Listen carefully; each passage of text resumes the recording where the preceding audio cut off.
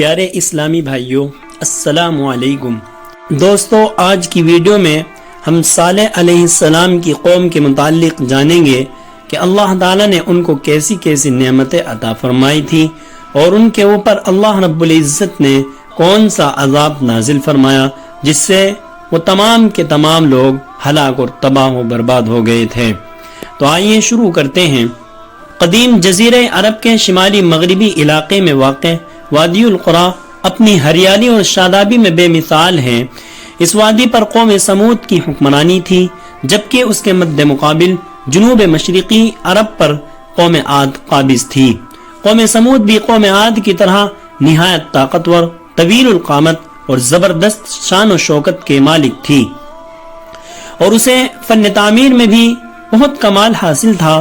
پہاڑوں کو تراش کر انتہائی خوبصورت عمارتیں بنانے کا فن گویا ان پر ختم تھا۔ اس قوم کے دارالحکومت کا نام حجر تھا، جو حجاز مقدس میں شام جانے والے قدیم راستے پر واقع تھا۔ اب یہ علاقہ مدائن صالح کہلاتا ہے۔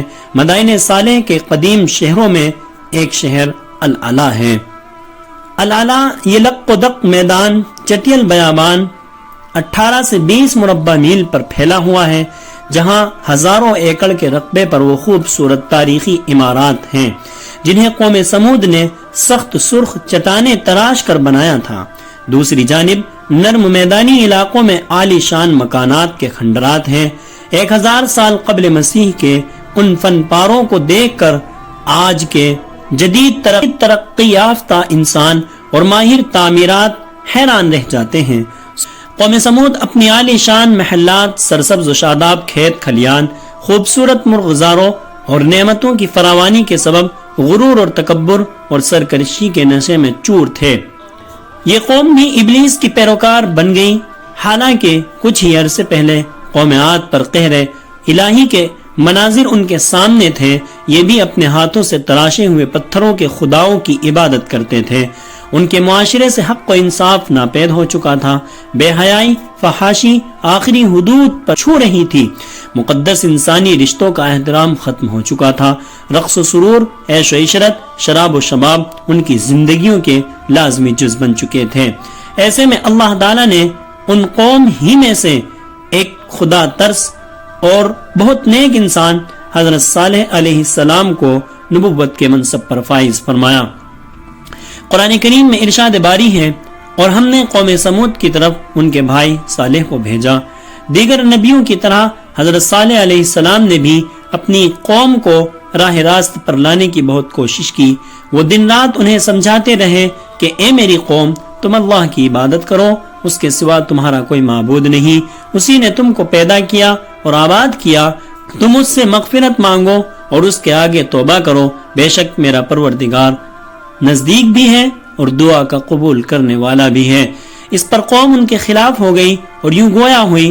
انہوں نے کہا، کیا تم ہم کو ان چیزوں سے منع کرتے ہو جن کو ہمارے بزرگ پوجتے چلے آئے ہیں، اور جس بات کی طرف تم ہم کو بلاتے ہو اس میں ہمیں قوی شبہ ہے۔ چنانچہ حضرت صالح علیہ السلام جب ان کو نصیحت کرتے اور مسلسل واعظ و نصیحت کر رہے تھے تو وہ لوگ ایمان نہ لائے، اور وہ لوگ ایمان لانے کے بجائے حضرت صالح علیہ السلام سے معجزے کی فرمائش کرنے لگے۔ چنانچہ اس مسئلے کا حل ڈھونڈنے کے لیے سب سردار سر جوڑ کر بیٹھے، اور پھر متفقہ طور پر ایک نتیجے پر پہنچنے کے بعد انہوں نے حضرت صالح علیہ السلام کو بلایا اور کہا، اے صالح، اگر تم اللہ کے سچے پیغمبر ہو تو تم ہم کو کوئی ایسا معجزہ دکھاؤ جسے دیکھ کر ہمیں تمہارے اوپر یقین آ جائے اور ہم آپ کے اوپر ایمان لے آئے۔ حضرت صالح علیہ السلام نے فرمایا، اے میری قوم کے لوگوں، کیا تم معجزہ دیکھنا چاہتے ہو؟ انہوں نے کہا، ہم چاہتے ہیں کہ یہ جو سامنے چٹان ہے اس میں سے ایک ایسی اونٹنی برآمد کرو جو گابھن ہو، بچہ دے، ہم سب کے لیے دودھ مہیا کرے اور اس میں فلاں فلاں خوبیاں ہوں۔ حضرت صالح علیہ السلام نے ان سے فرمایا، اگر میں تمہاری شرط پوری کر دوں تو کیا تم مجھ پر ایمان لاؤ گے؟ انہوں نے جواب دیا، ہاں، ہم تمہارے رب پر ایمان لے آئیں گے۔ حضرت صالح علیہ السلام نے اللہ تعالیٰ کے حضور گڑ گڑا کر دعا فرمائی اور اپنی قوم کی فرمائش پوری کرنے کی التجا کی۔ اللہ تعالیٰ نے اپنے نبی کی دعا قبول فرمائی اور دیکھتے ہی دیکھتے چٹان شق ہو گئی اور اس میں سے ایک طویل القامت خوبصورت اونٹنی برآمد ہوئی جس میں وہ سب خوبیاں تھیں جن کی قوم سمود نے فرمائش کی تھی۔ یہ محیر العقول منظر دیکھ کر قوم سمود لاجواب ہو گئی۔ اس موقع پر قوم کے سرداروں میں سے ایک سردار جندع بن عمرو اپنے چند ساتھیوں کے ساتھ ایمان لے آیا، لیکن اکثریت اپنی ہٹ درمی پر قائم رہی اور اسے جادو کا کمال ظاہر کرتی رہی۔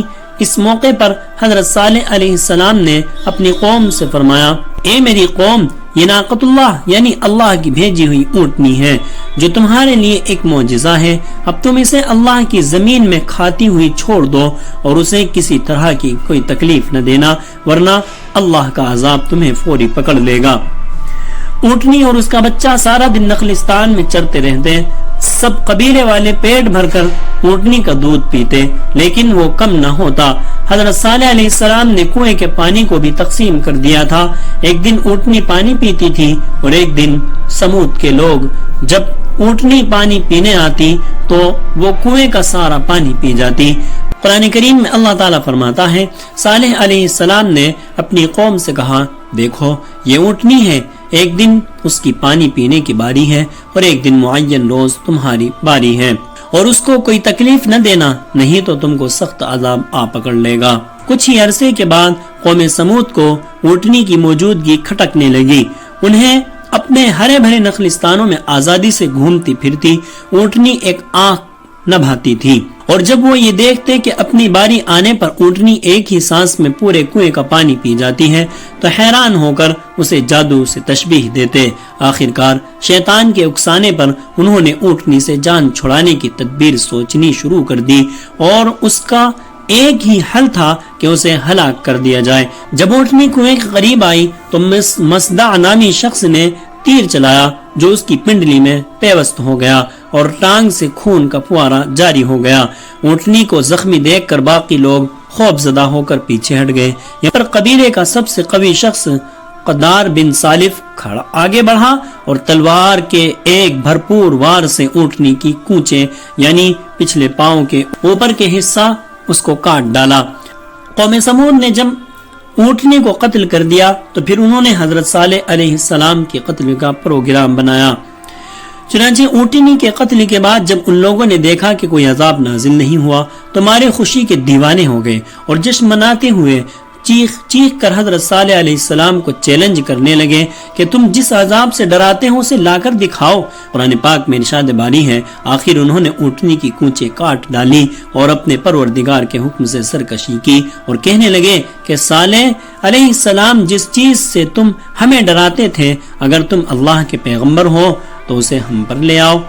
ناقۃ اللہ کے قتل کے بعد خبر سن کر حضرت صالح علیہ السلام آپ دیدہ ہو گئے اور فرمایا، اس بدنصیب قوم کو اب اللہ کے عذاب سے کوئی نہیں بچا سکتا۔ ادھر سمود کے لوگوں کی دیدہ دلیری اور جرأت میں مزید اضافہ ہو گیا، ان کے دل سے ڈر اور خوف نکل چکا تھا۔ چنانچہ انہوں نے اسی رات حضرت صالح علیہ السلام کو بھی قتل کرنے کا پروگرام بنا لیا تاکہ اونٹنی کے ساتھ ان کا بھی قصہ ختم ہو جائے، اور 9 افراد ایک پہاڑ کی گھاٹی میں چھپ کر بیٹھ گئے تاکہ حضرت صالح علیہ السلام وہاں سے گزرے تو انہیں قتل کر دیں، مگر کائنات کا مالک اللہ قوم سمود کے ہر مکر و فریب اور شیطان کی چال بازیوں سے خوب واقف تھا۔ چنانچہ پہاڑ سے ان پر پتھر برسائے گئے جن سے وہ سب لوگ ہلاک ہو گئے۔ دوسرے دن جب لوگوں کا وہاں سے گزر ہوا تو دیکھا کہ 9 کے 9 افراد پتھروں کے نیچے مرے پڑے ہیں۔ حضرت صالح علیہ السلام کو اونٹنی کے قتل کا بڑا غم تھا اور اب اتمام حجت ہو چکا تھا۔ اللہ تعالیٰ کے وعدے کے مطابق اب عذاب آنا ہی تھا، لہذا حضرت صالح علیہ السلام نے اپنی قوم کو مطلع فرمایا کہ اب تمہارے پاس عیش و عشرت کے صرف 3 دن بچے ہیں، اس کے بعد ایک سخت عذاب تم پر نازل ہوگا۔ حضرت صالح علیہ السلام کی بات سن کر وہ لوگ ہنسی مذاق اور استہزاء کرنے لگے اور تنزیہ استفسار کیا کہ یہ 3 دن ہم کیسے گزاریں گے۔ حضرت صالح علیہ السلام نے فرمایا، پہلے دن تمہارے چہرے زرد ہو جائیں گے، دوسرے دن رنگ سرخ ہو جائے گا اور تیسرے دن تمہارے چہروں پر نحوست پوری طرح عیا ہو جائے گی، یعنی وہ سیاہ پڑ جائیں گے، اور چوتھے دن تم پر قہر الہی نازل ہوگا، اور پھر جب تینوں دن ایسا ہی ہوا تو وہ خوف زدہ ہو گئے اور انتظار کرنے لگے کہ اب کس قسم کا عذاب نازل ہونے والا ہے۔ ابھی چوتھے دن کا سورج طلوع ہی ہوا تھا کہ آسمان سے ایک بہت تیز چیخ کی آواز، چنگھاڑ کی صورت بلند ہوئی، جس نے ان کے کانوں کے پردے پھاڑ دیے، دل دہلا دیے۔ چیخ کی آواز کے ساتھ ہی ان کی روحیں جسموں کا ساتھ چھوڑنے لگی اور وہ اپنی اپنی جگہوں پر اوندھے پڑے سسک سسک کر ختم ہونے لگے۔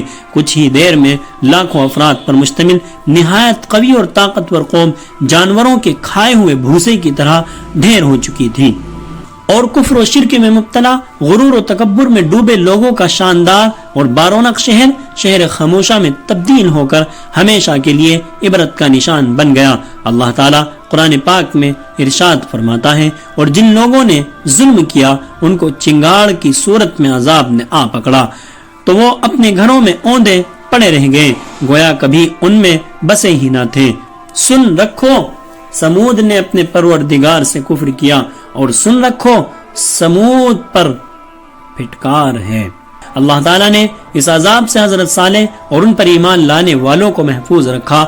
چنانچہ اللہ تعالیٰ نے فرمایا، جب ہمارا حکم آ گیا تو ہم نے صالح علیہ السلام کو اور جو لوگ ان کے ساتھ ایمان لائے تھے ان کو اپنی مہربانی سے بچا لیا اور اس دن کی رسوائی سے محفوظ رکھا۔